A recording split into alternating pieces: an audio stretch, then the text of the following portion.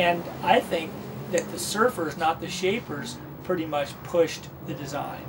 There's been a lot of good shapers who've surfed, but way more good surfers who don't shape. Right. And so they've kind of pushed the design thing all the way along. And for me, I've always, I've been able to surf too, and so that really helps. I've noticed along the way that the best shapers who didn't surf always made sure that they had a good team around them that helped them do that, or else they weren't very good surfers, and they took others' advice as to what going on.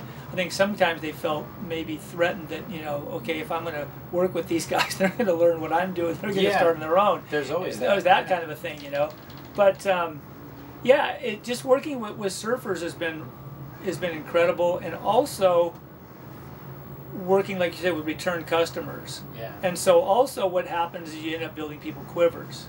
Because wherever you are, unless you're in just terrible surf conditions, you can ride everything from 1 foot to 10 foot. So you need different boards for different kind of waves. Right. And so what I've taken in my experience is that whether I'm shaping a longboard or a shortboard, I incorporate what I believe to be the best rails, the best rockers, the best bottom contours, and all those things. I know what makes things, what designs work which way. And I know how to incorporate them in certain ways in boards that sometimes people wouldn't think would be that way. For instance, I made a lot of high-performance longboards about 20 years ago that had concave bottoms, double barrel concaves, all these things that were happening in the shortboards. And that really helped them become performance-oriented style boards.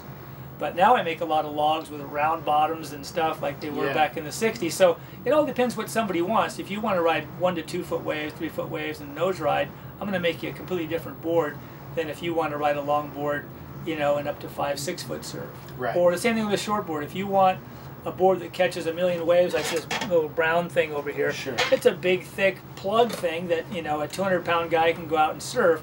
But if you're a 150-pound guy, you're going to want something thin, right. something small.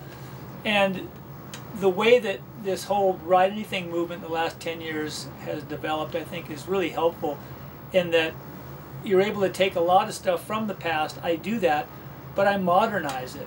I'm not really into, hey, I want to replicate some of these boards from the late 60s, early 70s. They're dogs. Right. They work terrible. Totally.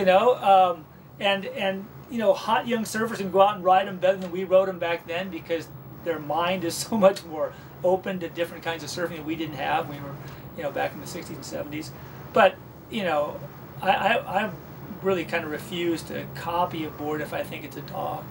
Yeah. And some guys come, hey, man, and I said, well, look, can we talk about this a little bit and try to refine it a little bit? Yeah. And that happens once in a while. It's almost like when you find a new doctor and they want to know your medical history. Yeah. The same kind of thing. I want to know people's surf history. It's really important. I want to know where you're going to surf. I want to know what kind of boards you're on. Bring your boards on. I want to look at your quiver. Right. And without being too critical, I can look at a board and tell you how it's going to ride. Right. And tell the guy, hey, well, we can change this, we can change that, and da-da-da-da-da, and, that'll be a better deal for you.